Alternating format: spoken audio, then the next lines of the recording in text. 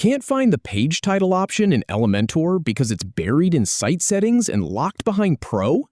Learn exactly where to click and how to activate the widget in under 3 minutes. We'll open the home page, click into Site Settings, find Page Title, and activate the widget. Then you'll see the Pro upgrade. First, go to the Edit Home option with Elementor. That's where we'll start adding the page title.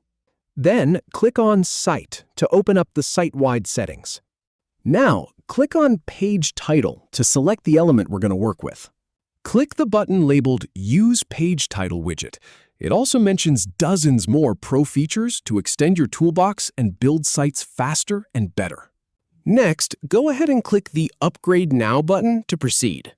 Then, when you see the Upgrade Now prompt again, just click that one as well. And that's it.